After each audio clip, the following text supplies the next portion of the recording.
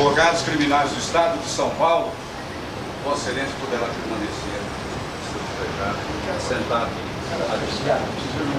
Sim, perfeito. Estão dispostos a me ouvir. E certamente já certificou Vossa Excelência à disposição de ânimo dos ouvintes. A Crimesp, guardando estrita observância dos cânones de seu estatuto, um dos quais é promover o aprimoramento cultural dos advogados, inicia hoje, orgulhosamente, a Semana de Rui Barbosa.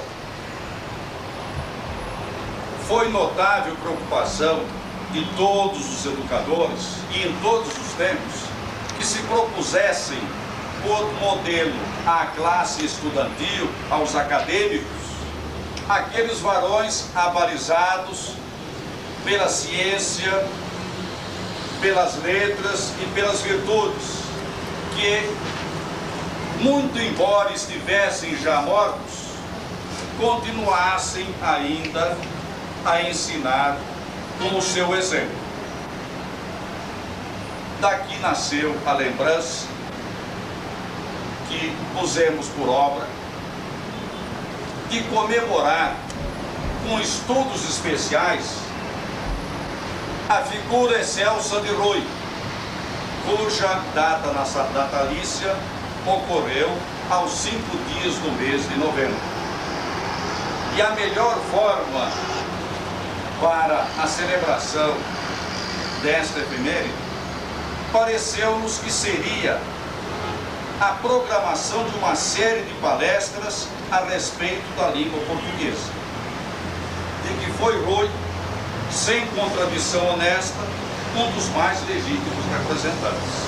E quando entre nós, eminentes ouvintes, eminente magistrado, doutor Raimundo, colegas, doutos do Conselho, quando entre nós o tema é o ensino da formosa língua portuguesa, logo nos acode ao espírito o nome daquele que toda a gente ilustrada deste país preza por mais de um predicamento louvável, o professor Napoleão Mendes de Almeida.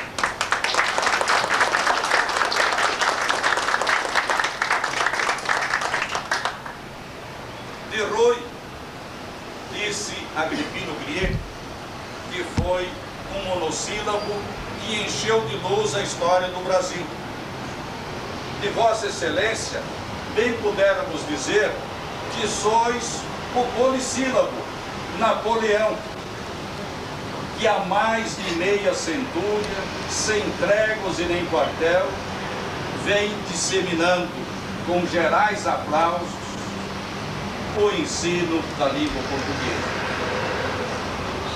A vossa gramática metódica da língua portuguesa, quem não a conhece, é certo, se inteiramente hóspede em pontos de linguagem, ou um apedeuta juramentado, não é certo? As questões vernáculas, sim, as prestantíssimas questões vernáculas que o jornal Estado de São Paulo, em relevante serviço à comunidade, traz à luz pública toda semana. Ainda traz, e que o traga sempre, e que mantenha, porque muitos dizem que não se corre de fazê-lo, que adquirem o Estado dos domingos tão só para ler, reler as páginas, das questões vernáculas de Vossa Excelência.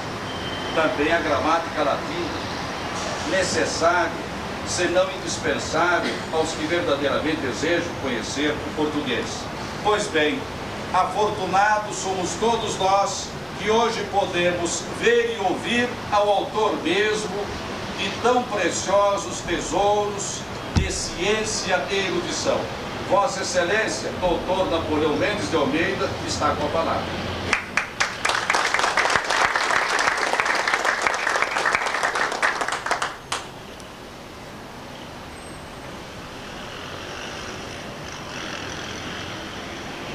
Diz que o senhor presidente da Associação dos Advogados Criminais, diz o título da organização, do Estado de São Paulo.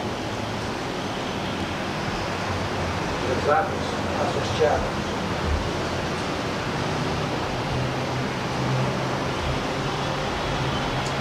Senhoras e senhores,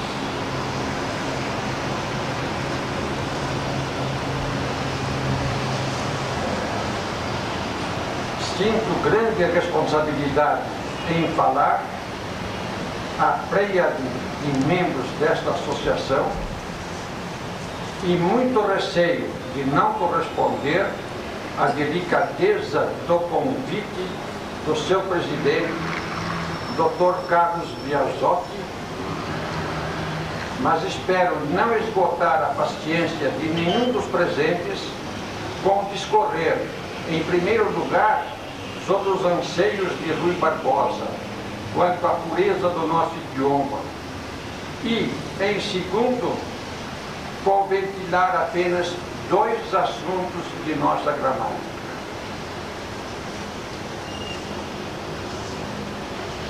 Senhoras e senhores, de nada valerá preocupar-nos com o idioma enquanto houver governantes que não demonstrem convencer-se de que educação é fator primeiro de progresso e não exijam 8 anos de curso primário com 8 horas diárias de aula. Há alguns anos tivemos em São Paulo um governador com a desfaçatez de afirmar que havia conseguido, após alguns meses de governo, duplicar o número de vagas. Entre parênteses a expressão duplicar número de vagas do curso primário. Que tinha ele feito? Reduzira de 4 para 2 as horas de aula. Não consegui ver uma única reprovação em nenhum dos nossos jornais da pretensa insinuação de que ele havia facultado aumento de presença nas escolas com sacrifício de 50% da instrução. No Jornal da Tarde de 30 de outubro passado, em notícias sobre matrícula em escolas estaduais e municipais de São Paulo, esta declaração oficial: a criança que tiver 7 anos completos, repito, 7 anos completos, ou a completar até fevereiro de 92, pode ser matriculada na escola mais próxima de sua residência.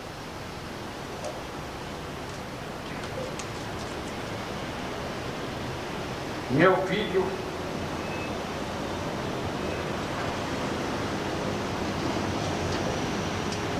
foi alfabetizado com 4 anos.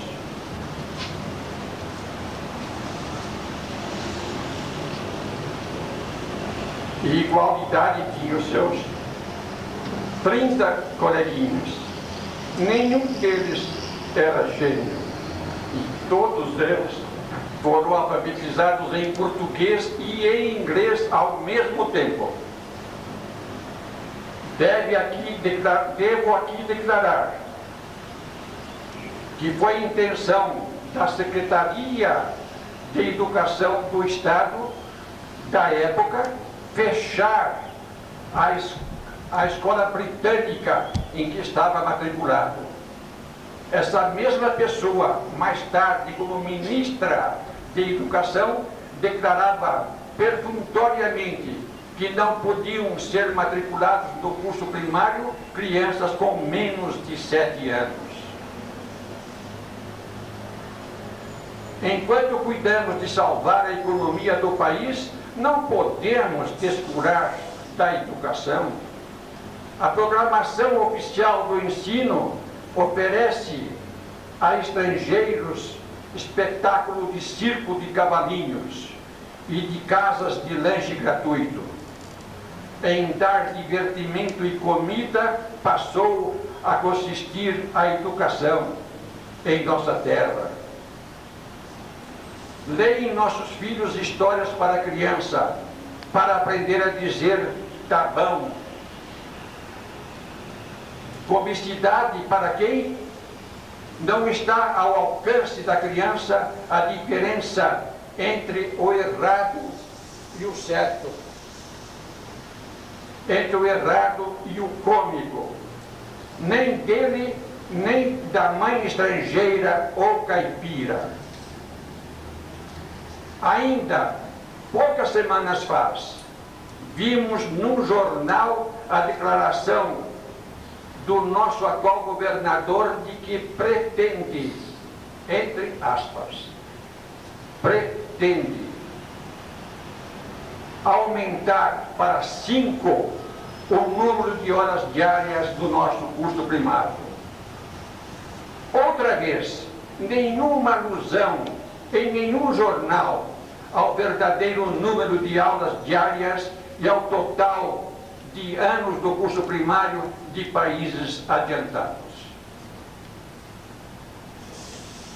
Precisarei dizer que a indústria tem seu adiantamento e solidez na educação do povo? Precisarei aqui dizer que a Inglaterra, primeiro país a industrializar-se, é também, ainda hoje, o primeiro na educação? Tradição, tanto política quanto religiosa, deve ser desprezada, uma vez comprovado que impede o progresso.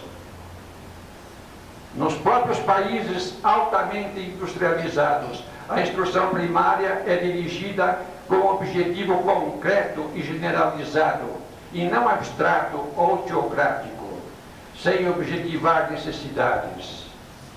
A escola e a comunidade devem estar entrosadas, sem nenhuma distinção social.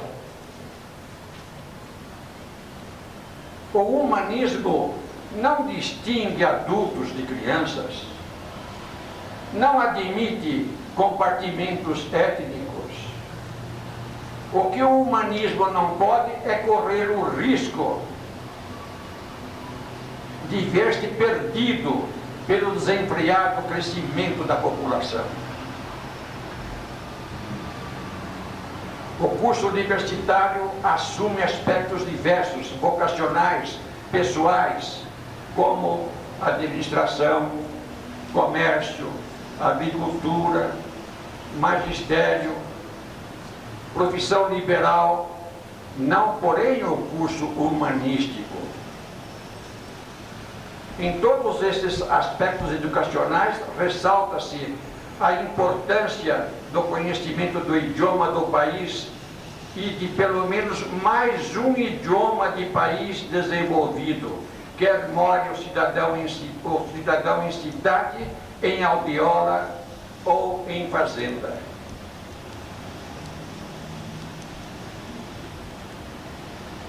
Senhoras e senhores, a língua falada por Camões e por Rui vai no Brasil de mal a pior.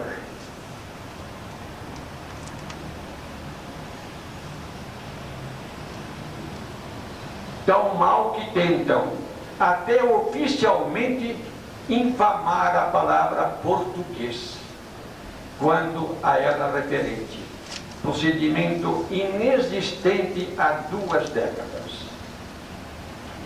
Visitando um colégio de São Paulo, o mais afamado deles, pelos anos de existência e pela história de sua fundação, fui pelo diretor levado à sala dos professores.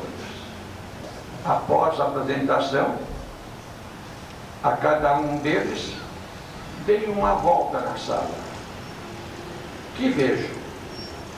Uma sequência de armários, cada qual com o nome da disciplina e do professor, que aí guardava seus pertences. Onde o armário do professor de português? Havia com a designação comunicação. Que matéria seria esta? Não perguntei ao diretor, mas aos prezados ouvintes pergunto: por que a língua falada na Inglaterra, a falada na França, a falada em outros países, tem todas elas o próprio nome para distingui-las, e a língua falada em nossa terra não tem?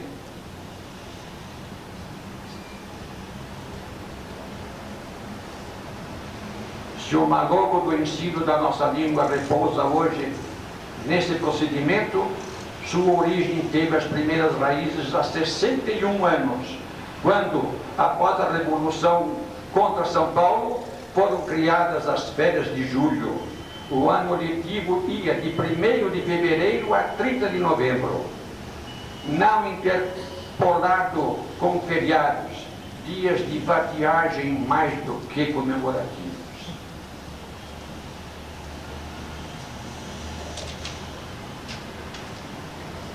Empreguemos agora a palavra comunicação de forma correta.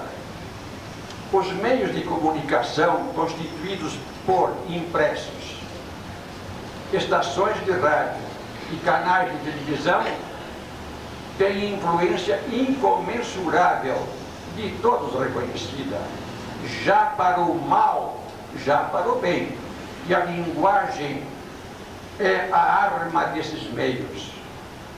Com essa arma, o mundo todo é atingido, e quando se trata do mal, impiedosamente. Não a empreguemos, porém, em substituição da palavra português. Senhoras e senhores, vejamos este imperativo visto em comunicação nacional, na televisão. Vem você também. Impressos, rádio e televisão parecem mancomunar-se no desbarato do nosso idioma. Sem custo primário sólido, sem base secundária séria, sem cultivo da língua pátria, quem exerce essas profissões deixa-se dominar pelo prurido novidadeiro e expõe a público erros de toda sorte, léxicos e sintáticos. E aí aparece um nojento recorde em vez de recorde. Ribomba, mandei eles saírem em vez de mandei-os sair. Estoura, se papai ver, em vez de se papai vir. E outras parvoíces. Observe-se que na televisão aparece a palavra escrita na tela com todas as letras, recorde. E o locutor diz récord.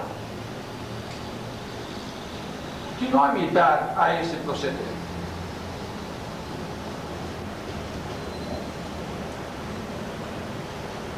Não faço careta nem gesto de repulsa diante de tais deslates, por julgar procedimento inútil, dada a profundeza das raízes das ofensas acima apontadas no idioma.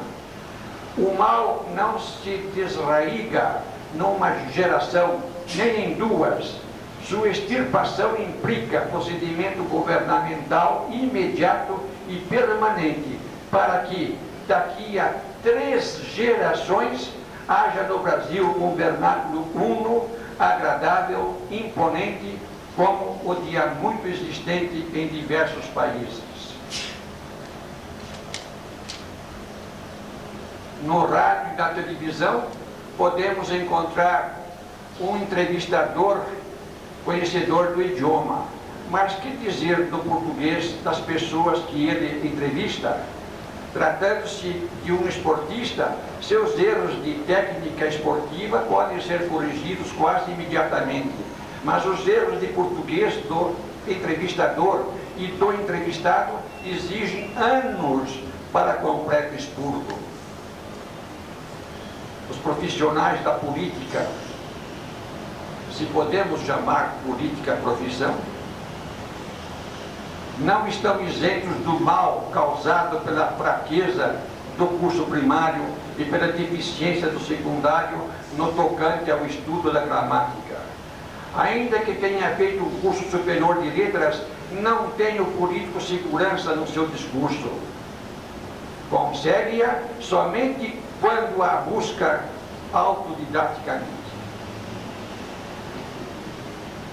É do dia 13 do mês passado a publicação nas questões vernáculas deste trecho de carta a mim endereçada por uma brasileira, professora de português na Universidade L'Aquila de Roma. Trecho referente ao aprendizado de sua filha. Os adolescentes do liceu, nome que aqui se dá ao curso secundário, têm 8 horas semanais de latim e 4 de grego durante 5 anos.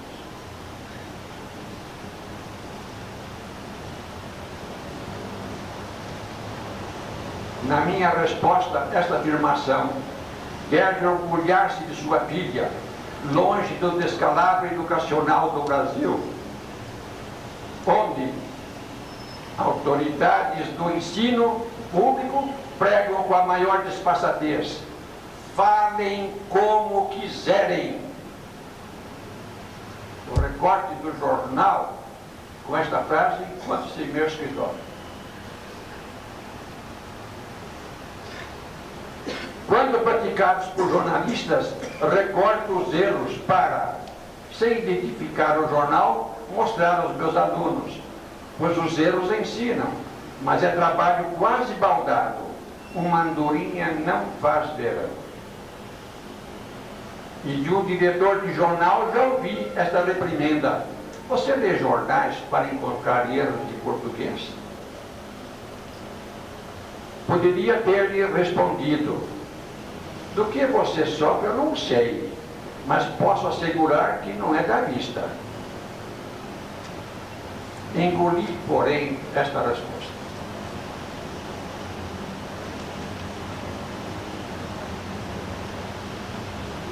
Deslize do vernáculo, quem os não tem? Quantas vezes não me pilho a empregar o verbo falar em vez de dizer? Nosso vocabulário já foi rico, mas o saco furou e pelo buraco escaparam os verbos exprimir, enunciar, proferir, pronunciar, exclamar, bradar, preceituar, contar, narrar, referir, proferir, denotar, mostrar, indicar, expor, declarar. Hoje no Brasil já não se pergunta: você falou com o chefe? O que é que ele disse? O que se ouvimos é: você falou com o chefe? O que é que ele falou?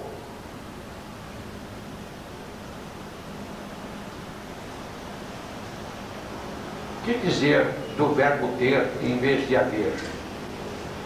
Como, porém, explicar ser a errada construção hoje tem espetáculo ouvida com a mesma assiduidade da construção correta?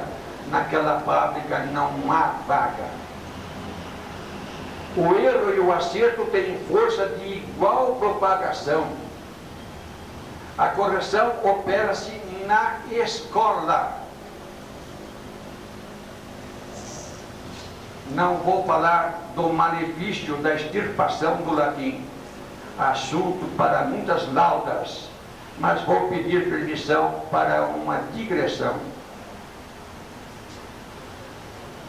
No mundo inteiro, impõe-se cada vez mais e com justiça a língua inglesa, e dentre os que me honram com a presença, creio não haver quem não se faça entender na língua de Webster.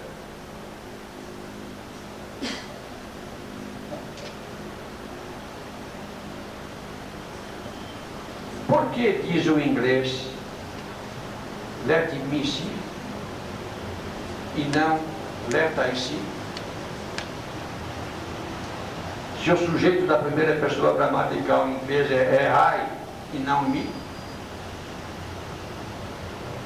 Por que, insisto, não diz o inglês let I see? Por que, respondo, o inglês, que tem 50% de vocábulos provindos do latim, segue o latim tão bem nessa construção?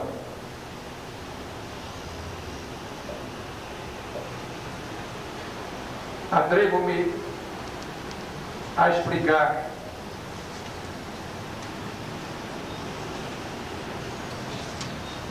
a construção fiz o carro andar. Aqui a pergunta: qual a função sintática de carro?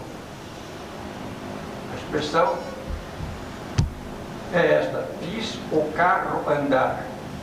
Que análise dá a palavra carro?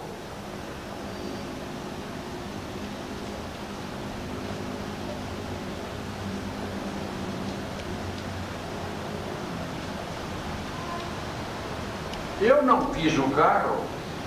Carro não é objeto. E fiz. O carro andou. Carro é sujeito de andar. Vamos trocar carro por um pronome oblíquo. Filo andar. E não fiz ele andar. Eu não fiz o carro. Eu fiz andar. A palavra eu é sujeito de fiz. O verbo fiz tem por sujeito eu. E andar tem sujeito carro. Então é filo andar. Como se diz em português? Normalmente na rua e em escolas, fiz ele andar. Vamos ensinar inglês antes de ensinar português, porque o inglês é ensinado gramaticalmente e o professor de inglês sabe o que é sujeito acusativo. Em Chicago, pegando um táxi, dou com o chofer beber um copo de café com leite com um sanduíche. Pare o carro, eu quero conversar com você. Ele parou o carro, postou numa calçada e eu entrei no assunto da língua inglesa. Saibam, meus caros, ele sabia o que era sujeito acusativo. Sujeito, um chofer de praça. Certa vez, viajando em estrada de ferro inglesa com a minha mulher e os vagões, muitos sabem que tem os bancos longitudinais e não transversais.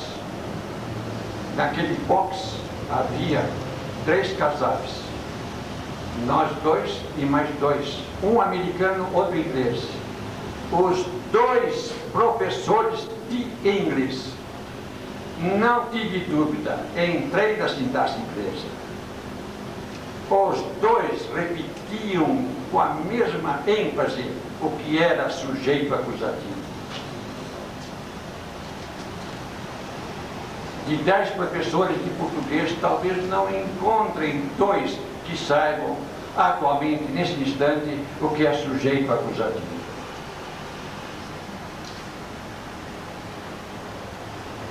Nem a crase escapa de erros. Não sei se ainda se encontra numa de nossas faculdades oficiais um busto que traz um A craseado, escandalosamente craseado, antes do nome do professor. Terão os professores de português de colocar na sacola a viola em que detinham as regras da gramática e deixar ao acaso nossa sintaxe e a própria morfologia? Se em tabuletas, avisos, circulares, comunicados oficiais e até em decretos nosso idioma se apresenta esfarrapado, como exigir do povo correção linguística?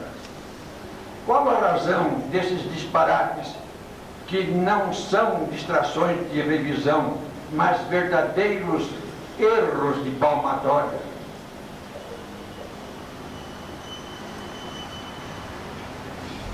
Para remate destas laudas, valho-me da própria Associação dos Advogados Criminais do Estado de São Paulo, que nos transcreve esta passagem de Rui Barbosa: de tanto ver triunfar as nulidades, de tanto ver prosperar a desonra, de tanto ver crescer a injustiça, de tanto ver agigantar-se os poderes nas mãos dos maus, o homem chega a desanimar da virtude, a rir-se da honra, a ter vergonha de ser honesto.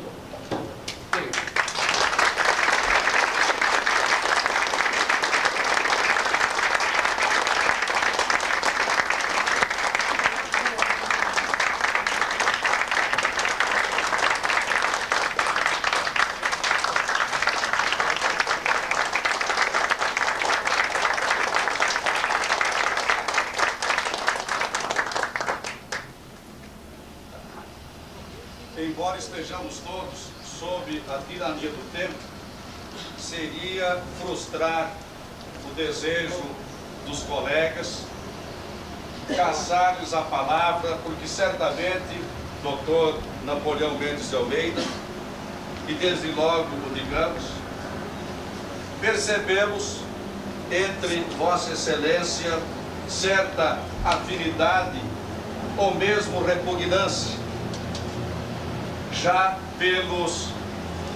pela tenacidade de propósitos, já pelos cabedais de talentos. Afinidade, dizia, entre Vossa Excelência e aquele vosso homônimo, ilustre gênio militar e imperador dos franceses. Com uma diferença: Napoleão Bonaparte queria cortar a língua aos advogados e atirá-la ao Sena, ao passo que Vossa Excelência a quer sempre preservada e incólume de impurezas e vícios. Agradecemos sinceramente, emocionados a Vossa Excelência, a honra que trouxe e concedeu aos advogados criminais, vindo à sua casa para proferir tão sábias palavras. O decano dos advogados aqui presente, Sua Excelência Dr. Raimundo Pascoal Barbosa, costuma, a miúdo, referir, e ele mesmo fará com palavras suas, que aquele que violenta a gramática, aquele que fere o pudor da gramática, causa pior ruína e malefício que um inimigo. Sua Excelência dirá por quê? E prosseguimos, se Vossa Excelência o permite, em alguma conversação, porque é justo que Vossa Excelência ouça de cada um dos presentes o sentimento profundo de estima e admiração, e voto todos a Vossa Excelência. Dr. Raimundo.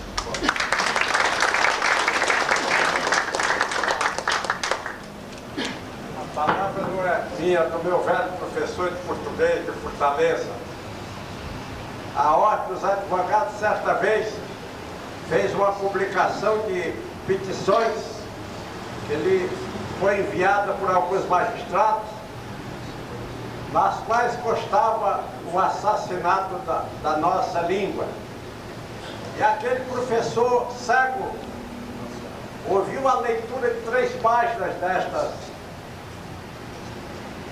desta publicação e me disse: Pascoal, para esses advogados analfabetos é preciso fuzilamento sem julgamento. Esta gente era na época da Revolução, esta gente causa piores danos à nação do que o próprio terrorismo. Aí ele explicou que na antiguidade, quando uma nação ocupava outro país, a primeira coisa que procurava destruir era a língua, porque destruída a língua, nada mais restava.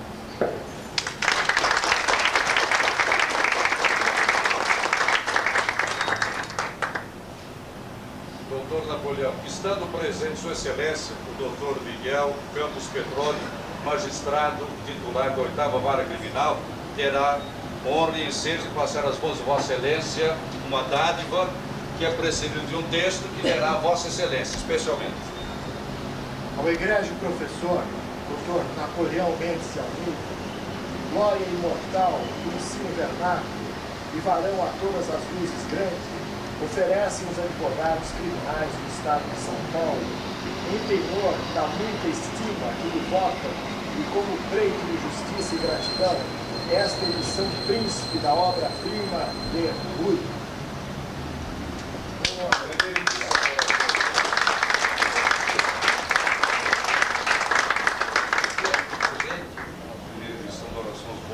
É uma riqueza, sim.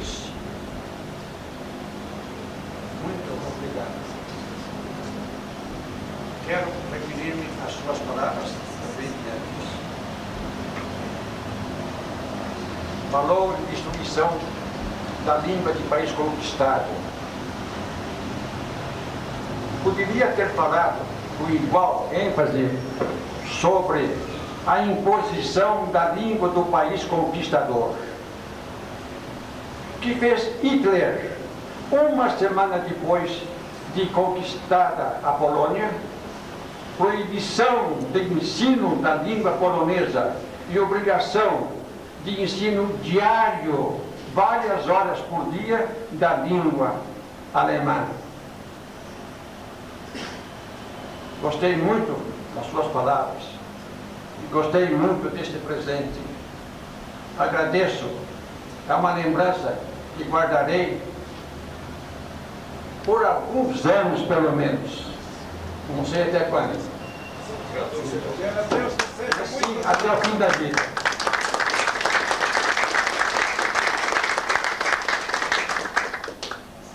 Professor Napoleão, se Vossa Excelência o permite, a presidência da CRIDESP agradece ao público generoso que subtraiu a sua hora de lazer e ócio para acrescentar os cabedais inteligentes, notadamente os convidados especiais, Dr. Petroni, Dr. Fernando Maida, Dr.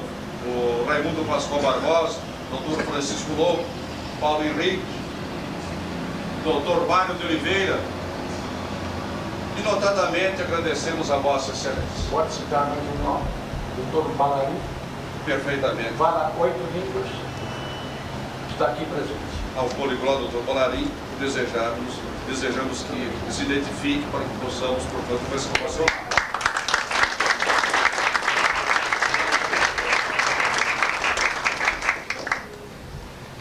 Doutor Napoleão Mendes de Almeida, pelo vosso amor ao ensino e pelo entusiasmo, porque assim o digamos, sem retórica nem encarecimento, juvenil,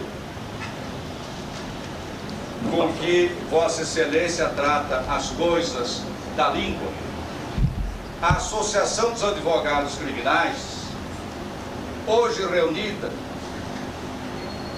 levanta-se para proclamar que Vossa Excelência merece a gratidão da pátria.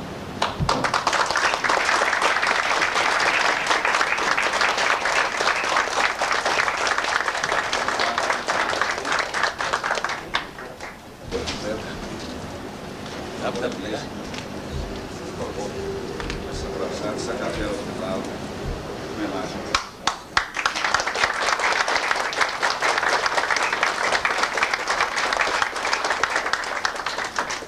Vossa Excelência poderá dizer que estão encerrados os trabalhos, se assim entender. Estou aqui para obedecer, não para mandar. Sim.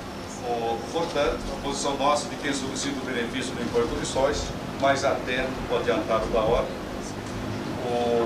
estão encerrados os trabalhos, e o nosso profundo agradecimento ao Dr. Napoleão Mendes de Almeida, de quem os jornais com muita propriedade disseram que se trata daquele a quem, por unânime consenso, foi outorgada a palma do principal gramático brasileiro.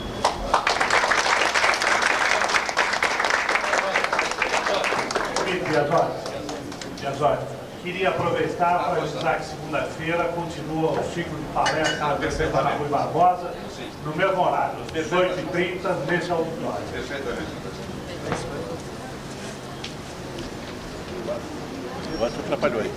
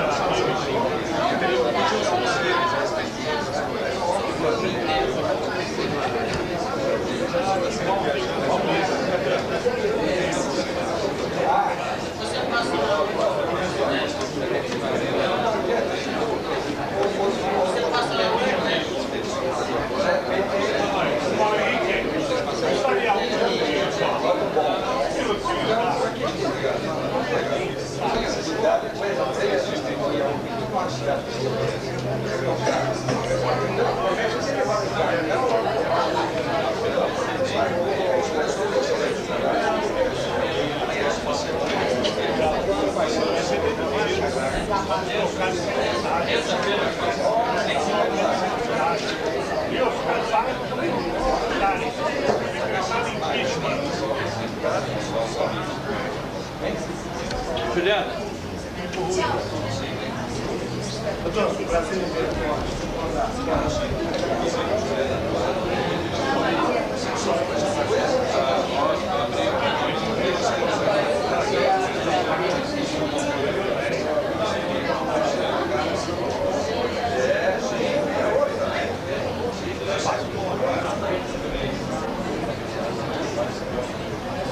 Serão 5 palestras.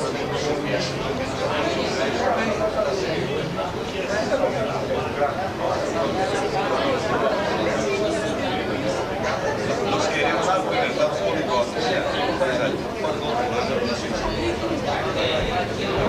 Por exemplo, eu devo dizer que mantinha a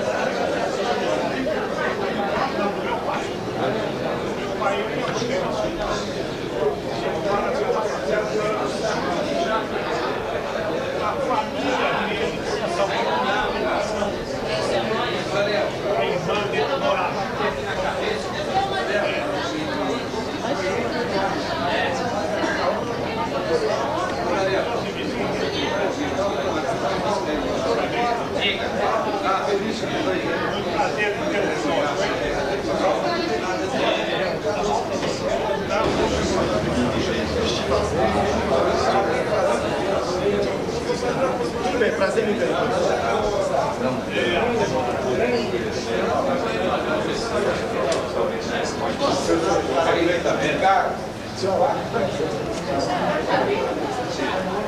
Doutor Fernando, vocês vai bem, ficamos horários na hora dele. Não sei se Vossa Excelência chegou logo ao início da conferência, ou se porventura se pôde fazer. Chegar agora está Mas felizmente, professor, felizmente, houve gravação da conferência. Ele me avisa assim, bateu o recorde na vida. Não há, eu não quero que o senhor lugar no filho, hoje vai questionar que é do comerciante, que é da Angola hoje, tá? A falar a verdade.